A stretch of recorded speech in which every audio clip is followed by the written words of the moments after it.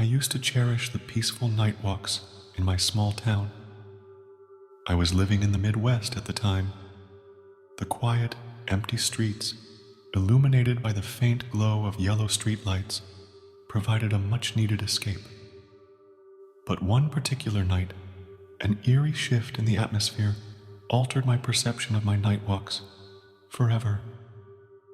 As I embarked on my usual route up through the neighborhoods, a disconcerting sensation settled over me. It was as if unseen eyes were fixated on my every move, sending shivers down my spine. At first, I brushed it off as mere paranoia, attributing it to my overactive imagination. But the nagging feeling persisted, causing my heart to quicken its pace with each step. I took a deep breath and tried to forget about it. But around the midpoint of my walk, a bizarre occurrence disrupted my tranquility completely. Faint footsteps echoed across the road, catching my attention. Turning my gaze, I encountered a mysterious, dark shadow figure that mirrored my every stride from across the street. My pulse quickened as I tried to discern its intentions, but the darkened outline concealed any recognizable features. A sense of vulnerability engulfed me, intensified by the silence and emptiness of the deserted neighborhood due to everyone being asleep in their homes. The absence of passing cars or faint glimmers of light emanating from the houses accentuated my solitude, leaving me alone to confront this entity. Every fiber of my being urged me to flee, but curiosity, and perhaps a touch of recklessness, restrained me from abandoning my route. As I hastened my pace, hoping to shake off the uncanny mimicry, the shadowy figure seamlessly matched my every movement. It was as if we were bound in a sinister waltz of shadows. The malevolence emanating from the figure was palpable, and my heart raced as the instinctual fear of potentially being pursued by it gripped me. The sinister symphony of synchronized footsteps echoed through the empty streets, and my breath hitched with each passing second. The figure's unnatural coordination with my movements was amplifying my dread.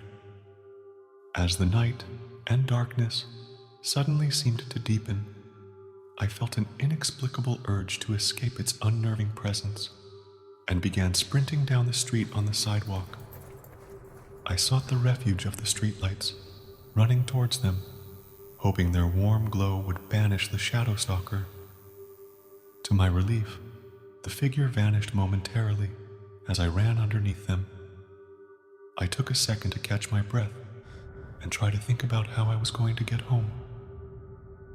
I continued down the street that was luckily filled with warm, glowing streetlight posts. If I could just stay under the light, I thought I would be fine. I jogged about 5 blocks down the street, and then I stopped in my tracks.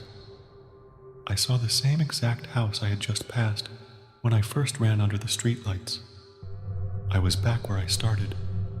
Frozen in fear and confusion, I began running again down the street, only to return right back where I started, yet again. I reached for my phone in my pocket and discovered I had left it back at home. I was so frustrated and in so much fear that I yelled out a desperate "No!" and I immediately heard my own voice across the street from me yell that same "No" in response. I didn't even take time to look and ran into the house's yard behind me.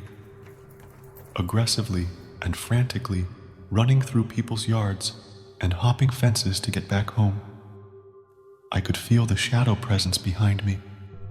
I could hear the sounds of it running through the yards beside me, crashing into things, as I did myself. I fell over this one fence and twisted my ankle.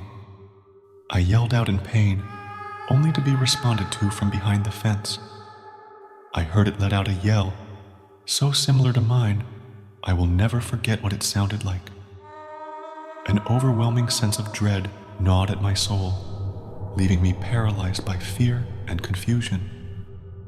But I stood up and kept running and limping towards my house, through those quite cluttered yards.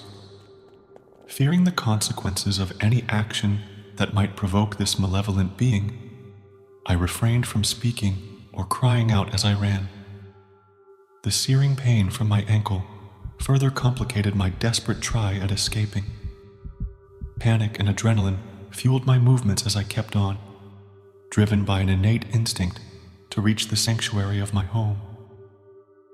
I found myself closer to my house, relieved because I realized I had broken the loop of seeing the same repeating neighborhood streets. Fatigue and fear and confusion warred within me as I struggled to unlock the front door when I finally reached my house. A wave of relief washed over me as I secured the entrance behind me, cutting off any path of pursuit by that shadow figure. I limped to my phone, and with trembling hands, I grabbed it and dialed the emergency number, seeking solace in the presence of the police. They arrived promptly, but as expected, no evidence of the malevolent figure remained.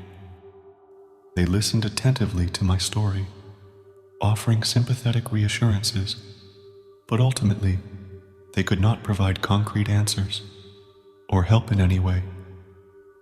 In the days and months that followed, my physical injuries gradually healed, but the psychological scars proved more enduring. Night walks, once a source of comfort, became a realm of terror and unease. Even in the safety of daylight, I could not shake the feeling of being watched or followed. The memory of that ominous, terrifying night clung to my mind like a shadow, haunting my every step. The logical part of me sought to rationalize the inexplicable, but the inexplicable defied my comprehension. The uncertainty of that night gnawed at my sanity, leaving me changed and vulnerable. The darkness that once held allure now served as a chilling reminder of the horrors that lie hidden in the shadows. It was as if some malevolent force had sought me out that night, leaving an indelible mark on my soul. The questions that remained unanswered tormented me, and I couldn't find a rational explanation for the inexplicable horrors that unfolded that horrific night. As time passed, my fear remained steadfast, refusing to yield to the logic and reason that had once grounded me. I wondered how those streets repeated themselves, how I got caught in some kind of Matrix-type loophole. Night walks were no longer a source of solace, but rather an unwelcome journey through the unknown. The haunting experience changed me, altering my perception of the world around me. To this day, I carry the burden of that terrifying night, forever etched into the fabric of my consciousness. The darkness that once offered serenity now only conjures a realm of unimaginable horror, leaving me forever scarred and vulnerable to the enigmatic terrors that reside just beyond the veil of night.